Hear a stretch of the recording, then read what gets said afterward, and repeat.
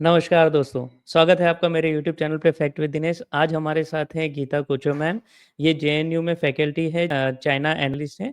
तो आज हम उनसे डिस्कस करेंगे चाइना के रिलेटेड कि चाइना में क्या चल रहा है और क्या उसमें जियोपॉलिटिकल जो इम्प्लीकेशंस हो रहे हैं, उसमें चाइना का क्या रोल रहेगा अब आगे जाके, और चाइना की इंटरनल पॉलिटिक्स के बारे में भी हम डिस्कस करेंगे थोड़ा।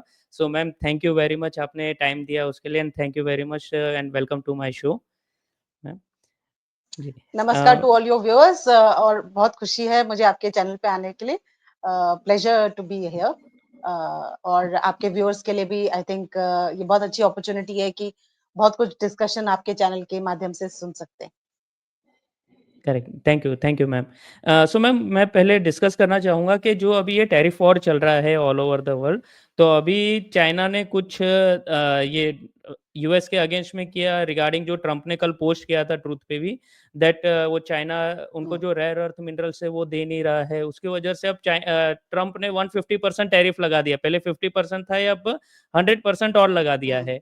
तो मैम, आप इसको एब्सोल्युटली। अब चाइना क्या रिएक्ट करेगा और क्या सिनेरियो आप देखते हैं पूरा इस पे? तो मैम, आप कुछ बताना चाहें कि ये चाइना में अब चाइना क्या करेगा और इसका इम्प्लीकेशंस चाइना एंड यूएस के रिलेशन में क्या पड़ेगा? हम्म, देखिए, ये जो ट्रेड वॉर चल रहा है ये बाइडेन के टाइम से ही चल रहा है। अगर आप लोग पीछे मुड़ के देखें तो ये नहीं है कि एकदम ट्रम्प के आते ही ये वॉर शुरू हो गया है, लेकिन ट्रम्प का एक हम लोगों ने मतलब हमारे हिंदुस्तान में तो सबको भारत को ये मालूम ही था कि भाई ट्रम्प आएगा तो कुछ एक अलग कुछ तरीके का निकलेगा। लेकिन आप देख ही रहे हैं कि वो एक ट्रेड वॉर को थोड़ा सा और बढ़ा रहे हैं। तो चाइना में भी पहले हम लोगों को लग रहा था कि चाइना के खिलाफ वो बहुत नहीं जा रहा है, सिर्फ भारत के खिलाफ कुछ कर रहा है। तो अब नजर आ रहा है कि वो चाइना के खिलाफ भी, चीन के खिलाफ भी उतना ही जा रहा है जितना भारत के खिलाफ है। और उसके चलते अगर आप देखेंगे तो उन्होंने, जैसे आपने सही तरीके से कहा कि 100% और उन्होंने टैरिफ 1 नवंबर से लगा दिया है। लेकिन ये जो 7-8 साल से पूरा ट्रेड वॉर चल रहा है, उस पे चलते चाइना भी अपना रिएक्शन दे रहा है। चाइना ने भी बहुत जगह ऐसा किया है कि उसने बहुत सारे मिलिट्री सप्लाईज जो हैं, उसके लिए ऊपर ट्रेड सैंक्शन कर दिए। और अभी रिसेंटली चाइना का एक स्टेटमेंट आया था यूएस के खिलाफ कि हम उनकी कमोडिटीज को यहाँ पे रिस्ट्रिक्ट करेंगे, हम उन पे सैंक्शंस लगाएंगे। और कुछ रेयर अर्थ मिनरल्स हैं जिनके ऊपर उन्होंने पहले से ही सैंक्शन लगा दिया। लेकिन अभी भी बहुत सारे ऐसे रेयर अर्थ मिनरल्स हैं जिस पे चाइना ने सैंक्शन नहीं लगाया।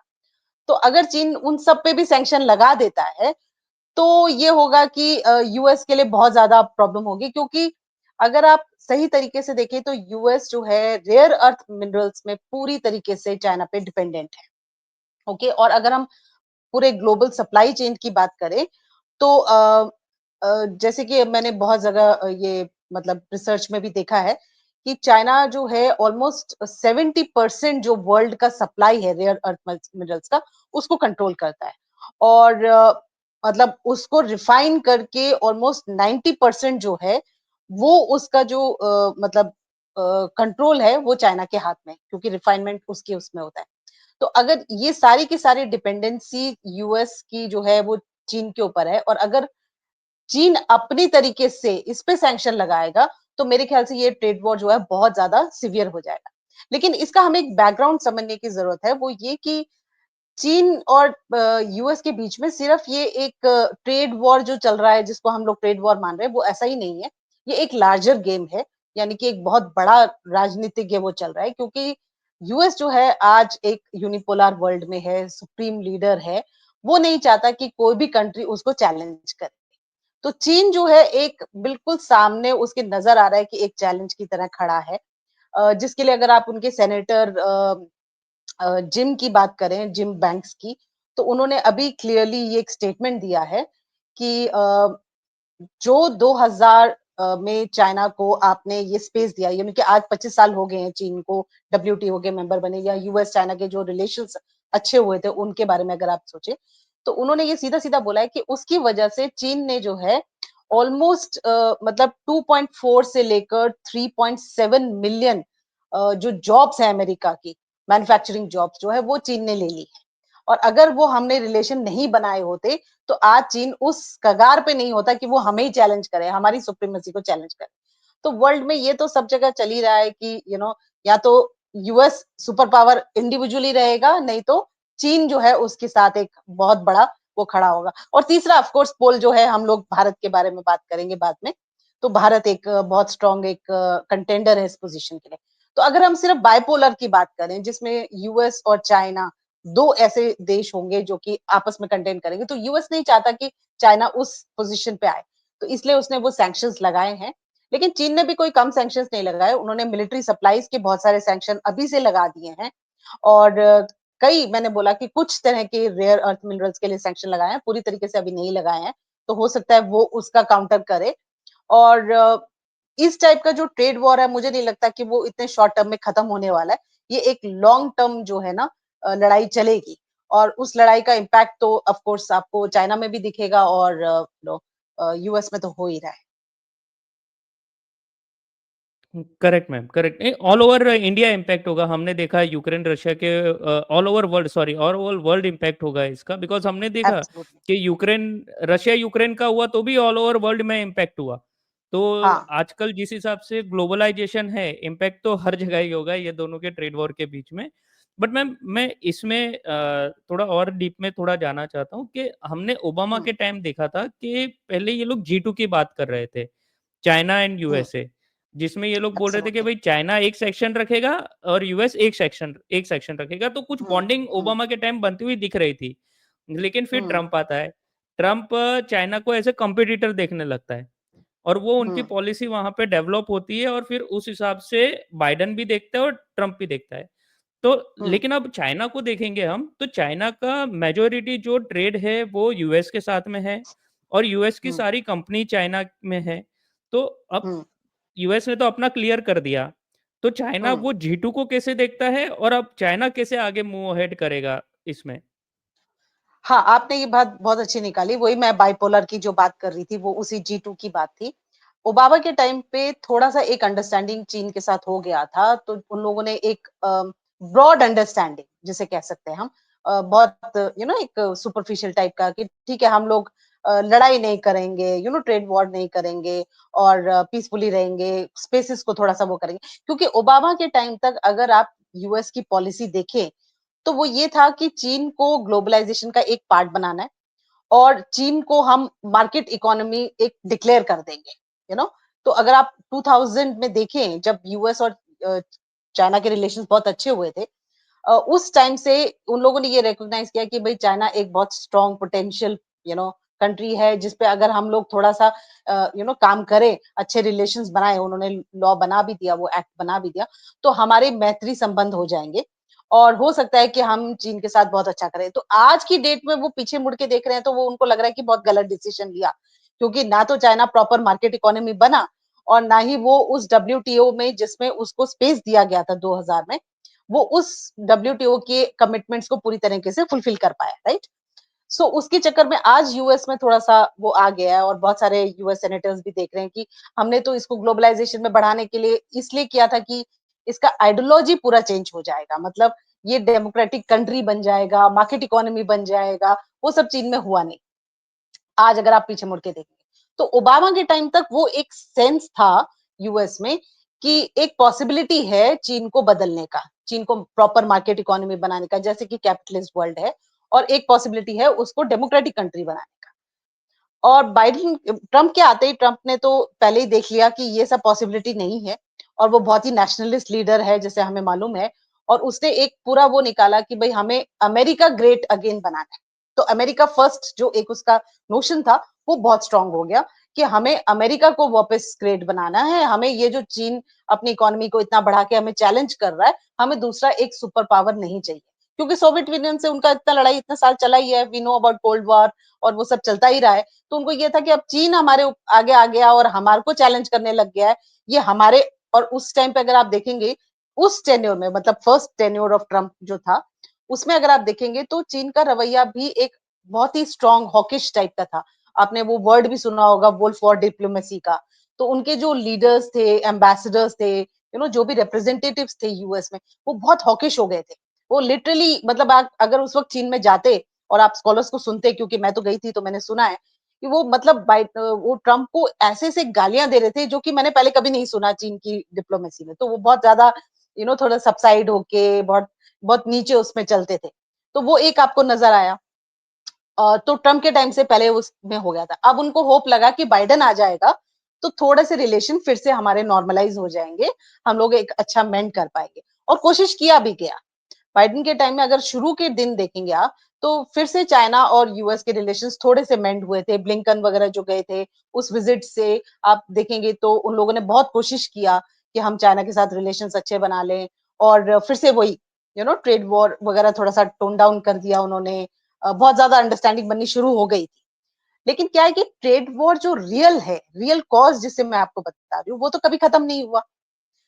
क्योंकि यूएस का, लेकिन यूएस की कंपनीज का जो सारा इंटरेस्ट है वो चाइना के साथ लिंक है। जैसे आप अभी बात बोल रहे हैं कि कंपनीज बहुत सारी चाइना में हैं, तो चाइना उसका फायदा बाइडेन के टाइम पे उठाया, और कुछ तरीके से यूएस में पॉलिटिकली बहुत प्रेशर आया। Business community is very strong in US, तो उनका जब प्रेशर आया तो बाइडेन थोड़ा सा टोन डाउन हुआ। और चीन में भी इंटरनल बहुत सारे प्रेशर्स थे, तो वहां के स्कॉलर्स भी बोलने लगे कि हमें यूएस के साथ लड़ाई नहीं करना चाहिए, फाइनली वो सुपर पावर है। अगर हम उससे लड़ाई करते हैं तो पूरे रीजन में सबसे लड़ाई हो रहा है।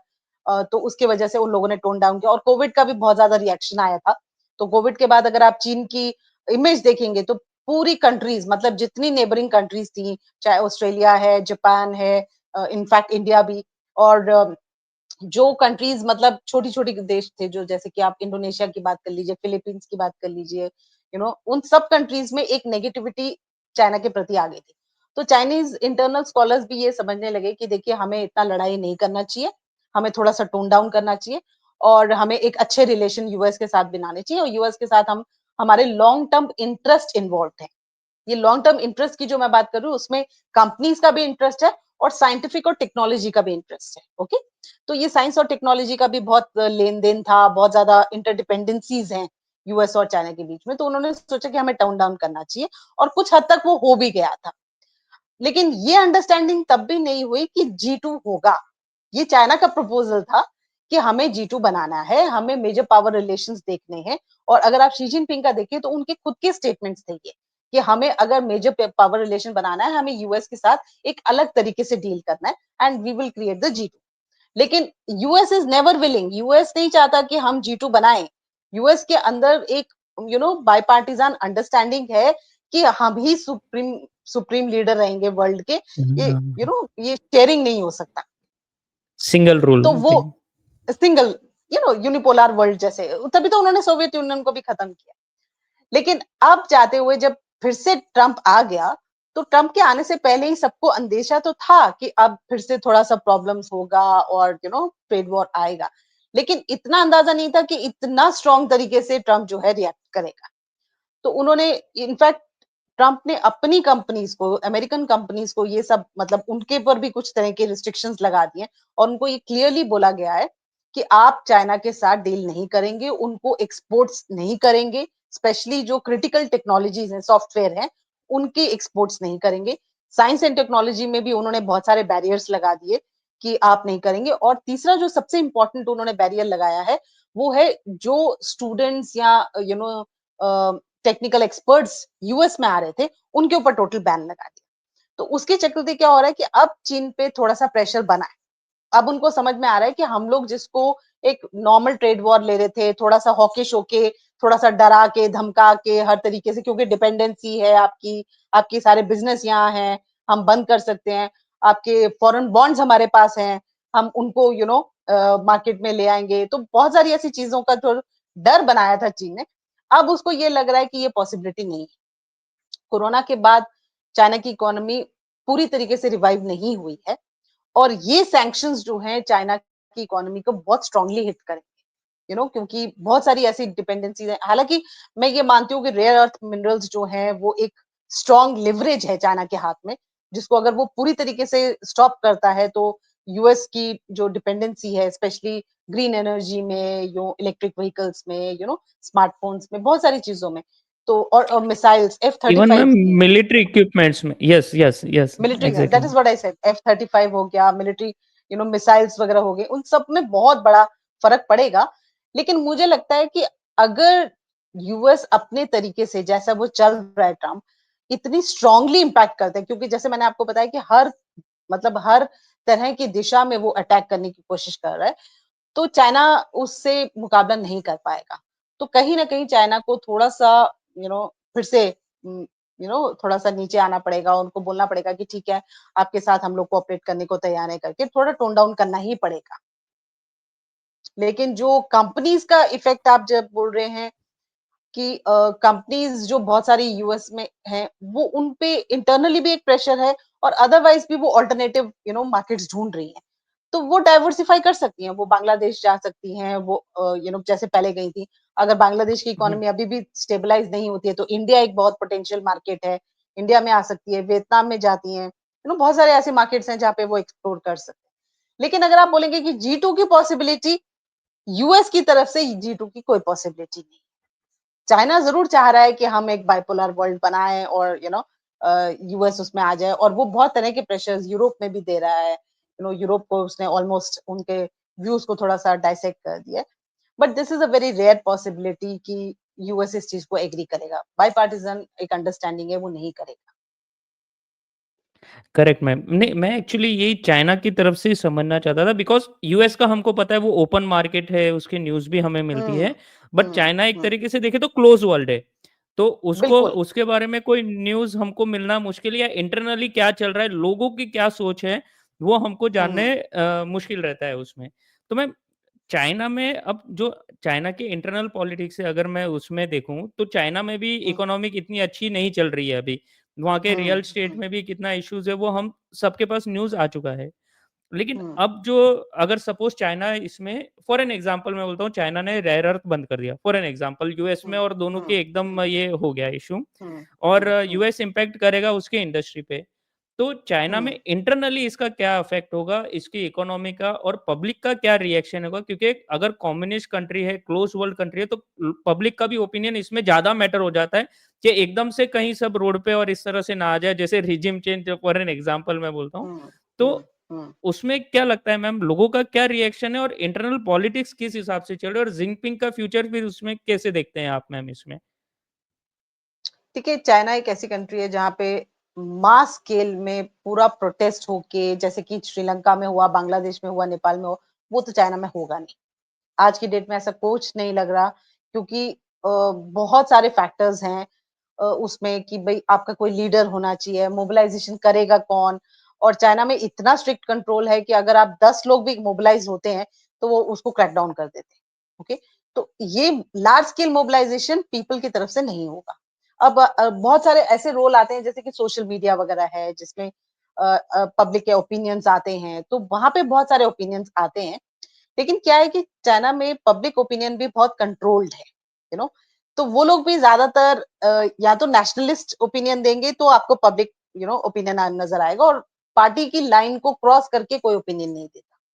तो कोई भी ऐसा नहीं बोलेगा कि भाई शी जिनपिंग जी गलत कर रहे हैं या अमेरिका बहुत सही कर रहा है, सब अमेरिका को क्रिटिसाइज करेंगे। तो जितने आप सोशल मीडिया पे आप पढ़ेंगे, चाइनीज सोशल मीडिया की मैं बात कर रही हूँ, चाहे वो साइना वेपो है, जैसे ट्विटर है वैसे ही वहां पे है, उसमें देखते हैं या किसी वेशिन करके है, वीचैट जिसे बोलते हैं, उसमें आता है।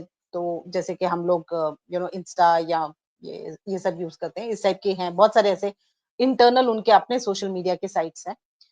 उसमें अगर आप देखेंगे तो पब्लिक ओपिनियन एक यही है कि दे आर वेरी नेशनलिस्ट और वो यूएस को क्रिटिसाइज़ कर रहे हैं। लेकिन अगर आप प्रॉपर स्कॉलर्स से बात करेंगे, तो यू विल अंडरस्टैंड कि जैसे मैंने बताया कि इंटरनली एक डिबेट है। डिबेट ये है कि वो 2 हिस्सों में डिवाइडेड है। कुछ स्कॉलर्स जो हैं वो ब्लाइंडली शी जिनपिंग की पॉलिसीज़ को सपोर्ट कर रहे हैं कि जो शी जिनपिंग जी कह रहे हैं वो बिल्कुल सही कह रहे हैं और जो वो कर रहे हैं वो बिल्कुल सही कर रहे हैं। यानी कि अगर हमें यूएस के खिलाफ खड़े होना है तो होना ही है। हमारा कोई अल्टरनेटिव अब हम बहुत स्ट्रॉन्ग पावर हैं, हमारी इकोनॉमी बहुत स्ट्रॉन्ग है और बहुत जल्द हम जो है क्वांटम टेक्नोलॉजीज़ वगैरह बना लेंगे और साइबर स्पेस में हम यूएस को एक्सेल कर जाएँगे। तो जो हमारा इंडस्ट्रियल रिवॉल्यूशन आएगा, उसमें हम यूएस से आगे बढ़ जाएँगे और डायरेक्ट कॉन्फ्लिक्ट तो यूएस हमारे साथ कर नहीं सकता, वॉर में आएगा नहीं। तो in any case we are very strong. ये एक ग्रुप हो गया। दूसरा ग्रुप ऐसा है जो कि कंप्लीटली शी जिनपिंग से एग्री नहीं करता। ये भी नहीं है कि वो डायरेक्टली शी जिनपिंग को क्रिटिसाइज कर रहे हैं, बट वो लोग ये बोलते हैं, उनका नैरेटिव ये है कि चाइना को अगर एक राइजिंग पावर बनना है, यानी कि अगर आप जी2 के बारे में सोचते हैं, चीन को उस लेवल पे लाना है जहाँ पे वो यूएस का एक इक्वल पावर होगा, तो चाइना को एक तो रिस्पॉन्सिबल स्टेट बनना पड़ेगा और दूसरा उसको एलाइज ढूंढने पड़ेंगे। ओके, तो रिस्पॉन्सिबल पावर का मतलब तो ये हो गया कि जहां भी कंट्रीज में आपस में नेबरिंग कंट्रीज हैं, वहां पे जिसकी भी जरूरत हो उसमें आप इन्वॉल्व हो। जैसे रशिया यूक्रेन वॉर हुआ तो उसमें आप प्रॉपर एंगेजमेंट करें, उसमें आप मीडिएशन करें, इस टाइप का एक रिस्पॉन्सिबल पावर बने। और जहां पे गुड्स की जरूरत है, कि ह्यूमैनिटेरियन गुड्स की जरूरत है, वहां पे आप चाहिए। दूसरा हो गया कि उसको एक एलाइज ढूंढने की बहुत जरूरत है। एलाइज का मतलब ये है कि इस टाइप के पार्टनर्स जो उसको हर तरीके से सपोर्ट करें। ओके, तो अगर कोई भी मिलिट्री कॉन्फ्लिक्ट हो तब भी वो चीन के साथ खड़े हों, और अगर उनको कोई मतलब जैसे अब जो इकोनॉमिक सैंक्शंस आ रहे हैं वो जो भी ट्रेड नेगोशिएशंस हो या कुछ भी हो उसमें वो चीन का साथ दे। अब सबसे ज्यादा प्रॉब्लम क्या आ रही है कि पहले में तो चलो किसी तरीके से वो अपने आप को इन्वॉल्व कर ले रहा है, लेकिन जो सेकंड इशू है जिसमें कि उसको एक अलाइज ढूंढने, जैसे कि यूएस के बहुत सारे अलाइज हैं। आप जापान को ही ले लीजिए फॉर एग्जांपल, रीजन में अगर हम बात करें तो, या ऑस्ट्रेलिया को ले लीजिए। तो इस टाइप का जो सपोर्ट बेस है वो चीन के पास आज नहीं है। तो ये जो सेकंड ग्रुप है वो इस चीज की बात कर रहा है कि अगर हम इतना हॉकिश या एग्रेसिव एटीट्यूड यूएस के प्रति लेंगे और हमारी इकोनॉमी इफेक्ट हो जाती है, तो जो हम करना चाह रहे हैं, जैसे कि अगर आपको देखिए मिलिट्री अलायंस आपको बनाने हैं तो आपको बहुत ज्यादा पैसा चाहिए। अगर आपकी इकोनॉमी डाउन हो जाती है तो आप वो सपोर्ट लोगों को नहीं दे पाएंगे। As simple as that, logic goes like that, right. US ने इतना सारा पब्लिक गुड्स के लिए स्पेंड किया, तो चीन को भी उतना पब्लिक गुड्स के लिए स्पेंड करना पड़ेगा। मिलिट्री के लिए आपको उनको डिफेंस टेक्नोलॉजीज और इक्विपमेंट्स ये वो प्रोवाइड करने पड़ेंगे, तभी आपके वो अलाइज बनेंगे, मिलिट्री पार्टनर्स बनेंगे। और बेसिस में आपको इन्वेस्ट करना पड़ेगा। तो अगर आपके पास उतना इकोनॉमिक सपोर्ट नहीं होगा तो आप नहीं बन सकते। वो डायरेक्टली शी जिनपिंग को क्रिटिसाइज ना करके इन चीजों को ऊपर लेके आते हैं कि देखिए, आपको अगर मिलिट्री बेसिस बनाने हैं, मिलिट्री अलाइज लेने हैं और आपको अपनी इकोनॉमी में एक रिलेशन बनाना है, तो you have to have good relation with some of the countries. और वो पॉसिबिलिटी तब बहुत कम हो जाएगी अगर यूएस हमें पूरी तरीके से सैंक्शन लगा के हर तरीके से क्लोज कर देता है, जो कि हो रहा है। आप समझ ही रहे हैं कि अगर 100% से ज्यादा उसकी इकोनॉमी पे सैंक्शन हो जाते हैं, उसके एक्सपोर्ट्स बंद हो जाते हैं। और जैसे मैंने बोला, कोरोना जो कोविड-19 हुआ उसके बाद कंप्लीटली इकोनॉमी रिवाइव हुई नहीं है। जैसे आपने अभी रियल स्टेट की बात की, बैंक डेब्ट्स जो हैं वो बहुत ज्यादा हाई हैं। ओके, तो वो लोन पूरा नहीं कर पा रहे हैं। तो इस टाइप की, और जॉब अनएम्प्लॉयमेंट जो है, जो कि चाइना में अनएम्प्लॉयमेंट फिगर एक ऐसी होती थी, स्पेशली अर्बन अनएम्प्लॉयमेंट, कि अगर वो 4% से ऊपर चली जाती थी तो देयर वाज लाइक एक हल्ला मच जाता था पूरे चाइना के अंदर इंटरनली, कि ऐसे कैसे हो गया कि 4% आपका अर्बन अनएम्प्लॉयमेंट चले गया। आज वो 8% के करीब पहुंच गया। तो इतना अर्बन अनएम्प्लॉयमेंट बढ़ रहा है, रूरल अनएम्प्लॉयमेंट की तो आप बात ही मत कीजिए। तो इस टाइप का जो इम्पैक्ट हो रहा है इकोनॉमी, और इकोनॉमिक स्लो डाउन हम सबको मालूम ही है। और भी बहुत सारे मुद्दे हैं, जैसे कि डेमोग्राफिक का इशू है, एजिंग पॉपुलेशन बहुत ज्यादा बढ़ रही है। 60 और 80 प्लस जो है वो बहुत ज्यादा बढ़ रहे हैं, तो उनका यंग पॉपुलेशन खत्म हो रहा है। तो ये सब इम्पैक्ट जो है लॉन्ग टर्म होगा। अभी मैंने बोला कि ये ट्रेड वॉर लॉन्ग टर्म चलेगा, तो इनकी इकोनॉमी पे भी जो है लॉन्ग टर्म इफेक्ट होगा। इसके चलते जो है बहुत सारे स्कॉलर्स जो हैं वो डिबेट कर रहे हैं कि भाई हम किस तरह से अमेरिका को ये रिलेशंस मेंट कर पाए। अब बहुत सारे मुद्दों पे तो ये बोला जा रहा है कि आप शी जिनपिंग और डोनाल्ड डोनाल्ड ट्रंप की जो है एक मीटिंग कराएंगे, तो हो सकता है कि कुछ मुद्दे सुलझ जाए। बट ये कोशिश पहले हो चुकी है स्विट्जरलैंड वगैरह में, एंड इट इज इनकंक्लूसिव। हमें नजर आ रहा है, अगर कुछ कंक्लूसिव हुआ होता तो आज की डेट में ये सैंक्शंस फिर आपको सुनाई नहीं देती। अगर वो हाँ, मीटिंग में नहीं हो रहा है तो it is very tough for them to deal with Donald Trump. Trump ने तो मना ही कर दिया ना मिलने के लिए अब, जो 2 दिन बाद मीटिंग हाँ, होनी अब थी, तो मना कर दिया। हुँ, एब्सोल्युटली, एब्सोल्युटली। तो वही मैं बोल रही हूँ कि वो जो इनकंक्लूसिव पिछला जो उन्होंने मीटिंग किया था, उसमें थोड़ा-सा लगा था कि भई कुछ होगा, बट दैट आल्सो हमें अब समझ में आ रहा है, क्योंकि वो इंटरनल मीटिंग था, उसका कुछ बहुत ज़्यादा आया नहीं है ओपन में। बट वी कैन अंडरस्टैंड कि वो इनकंक्लूसिव रहा होगा, क्योंकि अगर कुछ कंक्लूजन उसमें हुए होते, तो आज शी जिनपिंग और ट्रम्प की मीटिंग भी हुई होती और आज ये इतने आपको 100% सैंक्शंस सुनाई नहीं दिए होते। सही है, करेक्ट। तो मैम अभी मैं इसमें मैं एलाइज़ पे आऊँगा, वो एक अच्छा टॉपिक है जो आपने बताया था, एलाइज़ जो चाइना ढूँढ रहा है। बट इसमें मैं एक एक छोटा-सा ये पूछना चाहूँगा, क्या इसमें जिनपिंग के अगेंस्ट में जो कम्युनिस्ट पार्टी है, उनके अंदर से ये आवाज़ उठ के यानी उसको साइडलाइन किया जा सकता है? जैसे अब 2 टर्म का रूल था वहाँ पे कि भाई 2 टर्म रह हुँ, सकते हैं वहाँ के प्रेसिडेंट, बट इसने चेंज करके माओ की तरह बनना चाहा थर्ड और टाइम। उसने अपने आप को एंड तक रखने का कहा कि भाई जब तक मैं हूँ, हुँ, तब तक मैं हुँ, प्रेसिडेंट ही हूँ। तो क्या हुँ। चाइना इसके अगेंस्ट में कम्युनिस्ट पार्टी के अंदर ही कुछ आवाज़ उठती हुई दिखाई दे रही है? आपको क्या लगता है कि बिकॉज़ इतने सारे ये हुआ है तो ये जिनपिंग के रूलिंग में ही हुआ है जो अ, हुँ, नेबरिंग कंट्रीज़ जो दुश्मन बनी है, हुँ, चाइना का हुँ, इतना सब अगेंस्ट में आ गए बिकॉज़ पहले इतना नहीं था। था बट इतना हुँ। नहीं था। तो ये सब इसमें तो क्या कुछ वहाँ पे आपको दिखता है कि इंटरनली कुछ इसके अगेंस्ट में लोग जा रहे हों ऐसा कुछ? देखिए ऐसा है चाइना में एक पेता है ह करके एक कॉन्फ्रेंस होता है, ओके? पार्टी कॉन्फ्रेंस से पहले जो अक्टूबर-नवंबर में उनका जो एनुअल कॉन्फ्रेंस होता है, उससे पहले एक कॉन्फ्रेंसेस होते हैं, जिसमें बहुत सारे सीनियर कैडर्स होते हैं, ओल्ड कैडर्स जो हैं पार्टी के वो लोग भी आते हैं और बेसिकली वो एक समर रिसॉर्ट टाइप होता है उनका घूमने जाने का एक तरीके से समझ लीजिए, जहाँ पे रेस्ट करने के लिए। लेकिन बेसिकली वो मीटिंग जो है सबसे क्रूशियल है, जहाँ पे वो ओपिनियंस आते हैं कि नेक्स्ट प्रेसिडेंट कौन बनेगा, नेक्स्ट जनरल सेक्रेटरी कौन बनेगा, ये सब डिसीजंस वहाँ पे लिए जाते हैं। तो अब अगर आप देखें तो पिछले टर्म तक तो शी जिनपिंग ने काफ़ी कंट्रोल कर लिया, तभी उसका थर्ड टर्म आ गया। लेकिन इस टर्म तक उसके ऊपर ये बहुत प्रेशर है कि वो थर्ड टर्म के बाद जैसे कि अब आप बोल ही रहे हैं लाइफ टाइम का उसने वो बना लिया, कॉन्स्टिट्यूशन में अमेंडमेंट्स कर लिए, तो वो लाइफ टाइम तक सस्टेन कर पाएगा कि नहीं? क्योंकि प्रॉब्लम ये है कि जितने कैडर्स हैं, देखिए ओवरऑल तो उसने काफ़ी कंट्रोल कर लिया है क्योंकि ज़्यादातर जो अब कैडर्स हैं, उसके खुद के प्रोटेजेस हैं या उसके सपोर्टर्स हैं, राइट? वो तो उसके अगेंस्ट तो कंप्लीटली जा नहीं रहे और जो भी थोड़ा बहुत अ, कुछ हुआ भी कि भई कोई 1-2 हैं जो थोड़ा उसके अगेंस्ट बोलेंगे, उनको वो फटाफट पर्च कर देता है, करप्शन के चार्जेस लगा के निकाल देता है। और जो पुराने लीडर्स थे, जो चांग ज़ेमिन थे, हु जिनताओ थे, उनके जितने सपोर्टर्स थे, वो पॉलिट ब्यूरो से धीरे-धीरे इसने साइडलाइन कर दिए। तो basically politburo is in his control.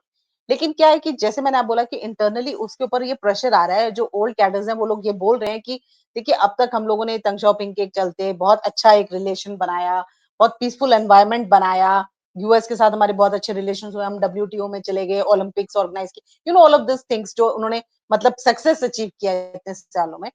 लेकिन अब क्या हो रहा है?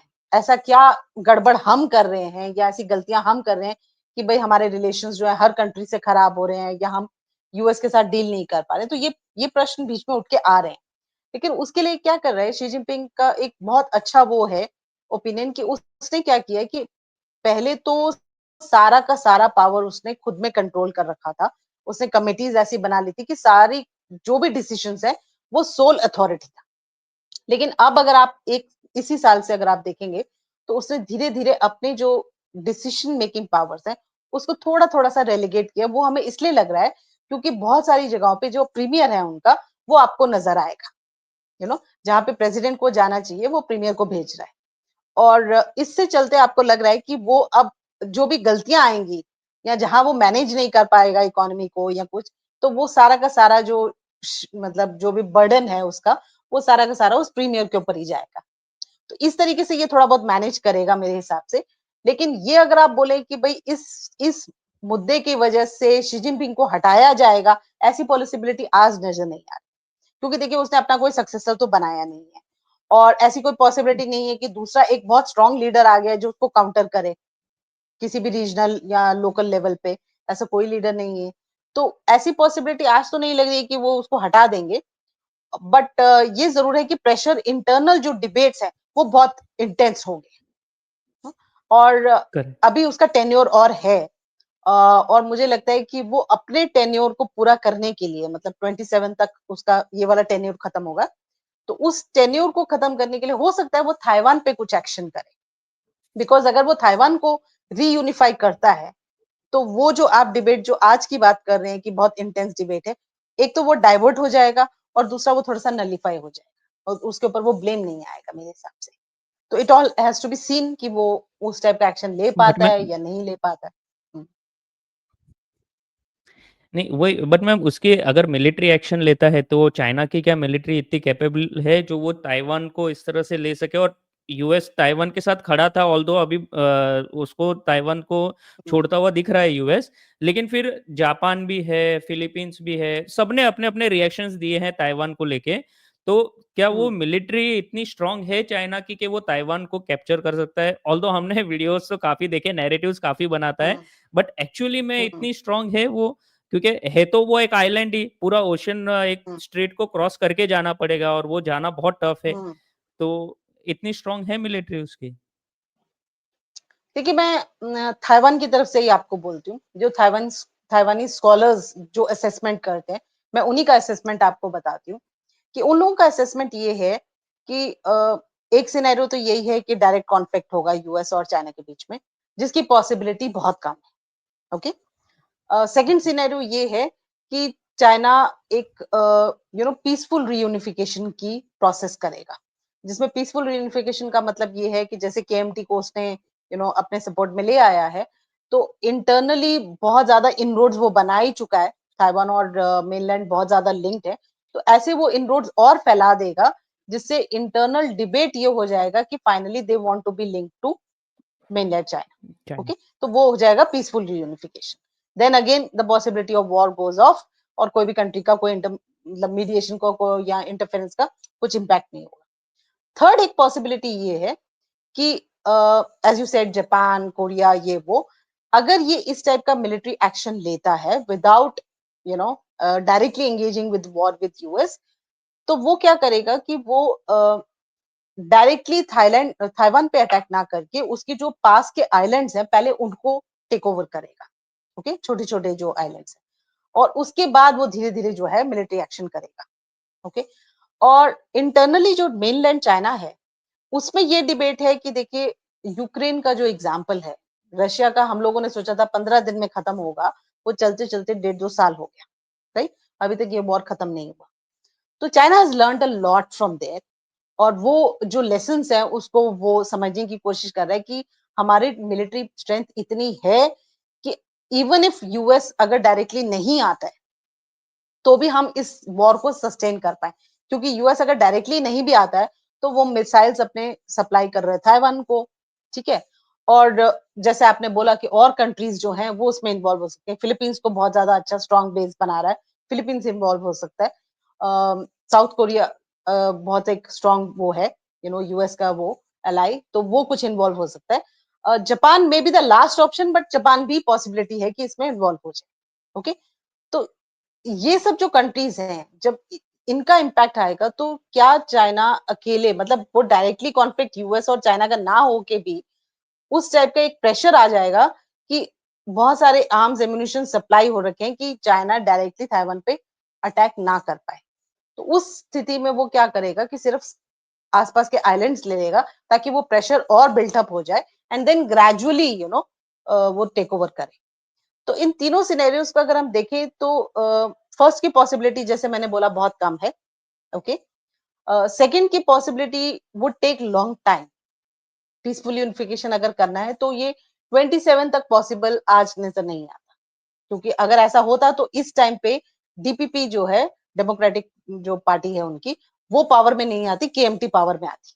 ओके, तो हमें लगता है कि इनरोड्स बहुत स्ट्रांग बन चुके। देन थर्ड पॉसिबिलिटी है, अगर एक्सपेडाइट करना चाहा शी जिनपिंग ने, और उसके ऊपर इंटरनल प्रेशर इतना पड़ गया कि इकोनॉमी भी खराब हो रही है, और ये जो सैंक्शंस हैं इसकी वजह से वो अपनी इकोनॉमी को ठीक से नहीं चला पाया, तो वो थर्ड ऑप्शन पे जाएगा, जिसमें वो क्या है कि कॉन्फ्लिक्ट करेगा, but limited conflict, you know तो लिमिटेड वॉर से it would try to gain edge over Taiwan.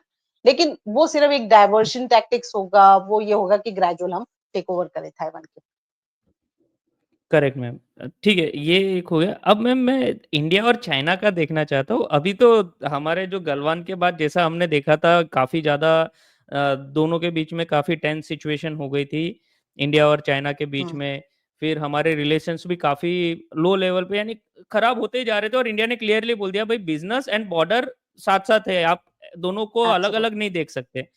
जी, और हुँ, हमने मलाक्का स्ट्रेट का भी 1-2 बार ज़िक्र करके तो चाइना को एक वो दिया था कि भई हम भी, और ऑपरेशन सिंदूर में सबसे ज़्यादा इम्पैक्ट हुआ, पता चला कि भई हमारी कैपेबिलिटी क्या है। 1962 हुँ, का तो भूल ही जाओ, जो चाइना को भी हमने क्लियर मैसेज किया, बिकॉज़ वो भी पूरा इन्वॉल्व हुँ, था ये कॉन्फ्लिक्ट में, हुँ, पाकिस्तान हुँ, को हुँ, सपोर्ट कर रहा था। तो इंडिया ने एक अच्छा मैसेज दिया। तो अब आप हुँ, देखेंगे कि क्युमुलेटिव देखते हैं हम कि ट्रम्प का ये जो टैरिफ वॉर, ब्रिक्स के अगेंस्ट हुँ, जाना, आरआईसी का हुँ, मिलना, रशिया का इन्वॉल्व होना, ऑपरेशन सिंदूर और हमारे हुँ, जो बॉर्डर डिस्प्यूट कम होना, तो इससे इंडिया और चाइना के रिलेशन अच्छे दिख रहे हैं, और ये 1-2 हुँ, महीने में मैं देखूँगा कि दोनों के रिलेशन अच्छे होते गए। हमने डायरेक्ट फ्लाइट भी चालू कर दी। चाइना का हाँ, एकदम आगे हो अच्छे गया। आर्टिकल्स आने लग गए इंडिया के लिए। हुँ। बहुत प्यार जाग गया इंडिया के लिए। तो आप कैसे देखते हैं, ये खाली पार्ट टाइम ये प्यार है कि ये आगे चलेगा, या हम अभी भी जैसे हैं वैसे ही देखें इंडिया को और चाइना को? देखिए, जहाँ तक ये प्यार की बात है, एक ट्रस्ट गैप तो बहुत स्ट्रॉन्ग आ चुका है। आप उसको नेगेट नहीं कर सकते। और अभी भी बॉर्डर प्रॉब्लम हमारा सॉल्व नहीं हुआ है। मतलब डी-एस्केलेशन उस तरह से हुआ नहीं है, ट्रूप्स अभी भी वहाँ पे 50-60 हज़ार ट्रूप हमारे वहाँ पे अभी भी डिप्लॉयड हैं, राइट? तो कंप्लीट डी-एस्केलेशन नहीं हुआ, कंप्लीट डिसएंगेजमेंट उस टाइप का नहीं हुआ कि भई आप डी-इंडक्शन शुरू कर दें, ओके? तो वो जो ट्रस्ट गैप है, दैट स्टिल एक्सिस्ट्स, ठीक है? अब हम लोग क्या कर रहे हैं कि उससे थोड़ा-सा ऊपर उठ रहे हैं।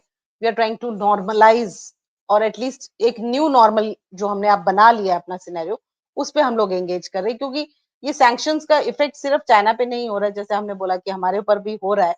तो हम लोगों को भी लग रहा है कि we have to you know deal with it. और दूसरी ये चीज़ है कि आपका नेक्स्ट डोर नेबर है, आप उसको चाहे पसंद ना भी करें, आप इग्नोर तो नहीं कर सकते। आपको डील तो करना ही पड़ेगा। You know we had problems with Bangladesh, we have problems with Pakistan, we had problems with Afghanistan. Pakistan को तो हमने कितने ही चांसेस दिए हैं। ऑपरेशन सिंदूर तो एक ऑलमोस्ट एंड आप समझ लीजिए। 70 साल से हम उसको टॉलरेट कर ही रहे हैं। मतलब वॉर होता है फिर हम उसके साथ एंगेजमेंट करते हैं, इकोनॉमिक ट्रेड रिलेशंस बनाते हैं। फिर जाके हम लोगों का बैक स्टेप करता है तो फिर हम जाके कुछ एक्शंस लेते हैं। तो it's like it's your neighbour you have to deal. और वही कहानी अब चीन के साथ भी है। उसने बैकस्टैब हमें 62 में भी किया, तो हम लोगों ने फिर से उसके साथ रिलेशन बनाए। एक आध डिकेड नहीं बनाए, लेकिन उसके बाद फिर 79, 78, 79 में फिर से आप एंगेजमेंट शुरू किए और रिलेशंस बनाए। Again we had in so many times 2017 में भी we had some problems with China. फिर हम वापस जाके रिलेशन बनाए और आज फिर वही हाल। तो क्या है कि हमें एंगेजमेंट तो करना पड़ेगा।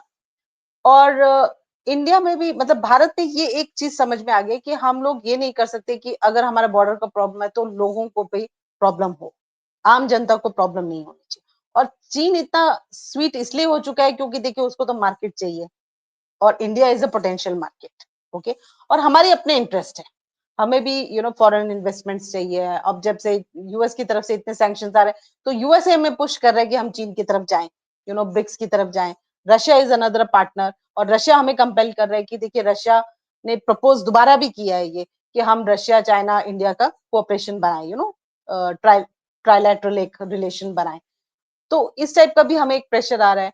और अदरवाइज़ भी हमारी अपनी सिक्योरिटी के अलावा हमारी ऐसी नीड्स हैं इकोनॉमी की, इलेक्ट्रिक व्हीकल की और रेयर अर्थ मिनरल्स हमारे को भी चाहिए। उसकी एक रिक्वायरमेंट्स है। तो हमारे पास भी इकोनॉमिकली बहुत सारी ऐसी रिक्वायरमेंट्स हैं जिसके लिए हम अपने इंटरेस्ट को देखते हुए we are trying to engage with China. But इसको आप ये मत समझिए कि हमारे ऊपर कंप्लीट फेथ आ गया और हम फिर से वो यू नो एक गूढ़ रिश्ते में जिसे बोलते हैं ना वो बन जाएँगे। ऐसा नहीं होगा क्योंकि border problem lies at the core of the relationship. तो अगर आप अभी देखें जो हमारी डब्ल्यूएमसीसी की मीटिंग्स हुई हैं, उसके बाद स्पेशल रिप्रेजेंटेटिव टॉक्स हुए हैं और लास्ट स्पेशल रिप्रेजेंटेटिव टॉक्स अगर आप देखेंगे, तो उसमें क्लियर एक इंडिकेशन आया है कि there is a broader understanding to get early harvest. Early harvest का मतलब ये है कि जहाँ-जहाँ हम छोटा-मोटा प्रॉब्लम को सॉल्व कर सकते हैं, पहले हम उनको सॉल्व कर लें और उसके बाद जो है बाकी का कंप्लीट एट लीस्ट डिलिनेशन की बात हम बाद में करेंगे। एट लीस्ट एक डेफिनिशन जो डिफाइन करना है बॉर्डर्स को, उसकी तरफ हम बढ़ेंगे। तो वो एक इम्पोर्टेंट चीज़ हुआ है और हम लोगों ने कई जगह पे बॉर्डर ट्रेड शुरू किया है, ओके? सो जहाँ-जहाँ हम बॉर्डर ट्रेड कर रहे हैं, वहाँ पे हम लोगों का जो मेजर इश्यूज़ हैं, उनको हम लोग थोड़ा-सा डाइल्यूट कर पाएँ। तो इस डाइल्यूशन की वजह से हम लोग बाकी इंटरेस्ट को मद्देनजर रखते हुए हम लोग एंगेजमेंट कर रहे हैं। अब ये कितना चलेगा ये डिपेंड करता है बोथ चाइना एंड इंडिया पे। अगर चाइना फिर से अपने ट्रूप्स लाके हमें फिर से उस टाइप का धोखा नहीं देता तो रिलेशन बहुत अच्छा चलेगा। और ये भी करता है कि चीन पे कितना प्रेशर पड़ा रहेगा। जैसे कि अब ये फिर से यूएस के टैरिफ का प्रेशर आ गया, तो चीन की कंपल्शन ही है कि you have to deal with the big market which is India. वो अपनी सप्लाईज कहाँ पे देगा? यू नो चाहे वो इस टाइप की डिमांड्स हमसे कर ले कि भाई आप रेयर अर्थ मिनरल्स जो है यूएस को ना सप्लाई करें, जैसे अभी हमने न्यूज में पढ़ा है, या वो और तरह के हमारे से डिमांड्स रखे। But we are very clear, अगर हमने इन्वेस्टमेंट भी लेना है तो पीएलआई स्कीम्स के अंडर हमारा लिमिटेड इन्वेस्टमेंट्स आएंगे and they would be taken care of. Free mobility of the Chinese are not there. ये नहीं है कि आप आएंगे तो बोल के कि हम दिल्ली आ रहे हैं और उसके बाद आप तमिलनाडु में कहीं गायब घूमे होंगे। उस टाइप का फ्रीडम उनको नहीं मिलेगा। So they would be cautious engagement. मैं इसको कॉशियस एंगेजमेंट की बात कर सकती हूँ। कितने टाइम तक चलेगा? We would want, India definitely wants कि लॉन्ग टर्म चले। हमारे जो बॉर्डर के प्रॉब्लम है वो भी प्रॉपर एलएसी डिफाइन हो जाए और उसके बाद हमारे प्रॉब्लम सॉल्व हो जाए और हम एक अच्छे मैत्री संबंध में चले। बट डिपेंड करेगा कि चीन उसको कितना टाइम सस्टेन करता है। the relations that are visible during operation Sindoor, बहुत सारे क्वेश्चन मार्क्स आए हैं कि चीन ने पाकिस्तान को हमारे खिलाफ सपोर्ट किया और हम लोगों को मतलब फिर से उतना ट्रस्ट करना नहीं चाहिए। तो it all depends, it's a geopolitics game. So wherever there is a national interest we would engage, और जहां पे हमारे नेशनल इंटरेस्ट को थ्रेट होगा we will change our policies, we will be very stern. थोड़ा सा पोस्टर हम लोगों का स्ट्रांग होगा, जैसे कि पहले जयशंकर जी ने बोला था कि economic relations dependent on your border problem. So we negotiated on the border, right? We disengaged. Tepsang was a major point where 2023 में भी हुआ था, लेकिन हम लोगों ने उसके बाद भी नहीं खोला unless until Tepsang का issue solve हो। और उसके बाद अब जो है हम लोग, as I said, early harvest, we have started to move towards that. Yes, correct ma'am, correct ma'am. So ma'am मैं इसको यहीं पे अभी वो क्या बोलते हैं, कॉमा दूंगा, क्योंकि हम आगे और भी डिस्कस फ्यूचर में करेंगे। Absolutely. तो तब तक के लिए ma'am thank you very much ma'am, आपने ये पूरा एक्सप्लेन किया कि क्या है क्या नहीं, बिकॉज चाइना की ज़्यादा न्यूज़ आती नहीं है, तो उसको हम्म, समझना भी ज़रूरी है। हमारा नेबर है हम्म। और एक बड़ी पावर है हमारे नेबर में ही, तो उसको समझना ज़रूरी है। तो थैंक यू मैम, आपने ये पूरा एक्सप्लेन किया और मुझे समय दिया स्पेशली मैम उसके लिए। So thank you very much ma'am आने के लिए, thank you very much. Thank you and thank you to all your viewers and नमस्कार। बहुत बहुत खुशी हुई। और जानकारी अगर किसी को चाहिए हो तो हम लोगों से फिर से मिल सकते हैं, स्पेशली आपके चैनल के थ्रू बहुत सारी उनको जानकारी मिलेगी। ये बहुत अच्छी बात thank you ma'am, thank you very much. है। नमस्कार। Thank you.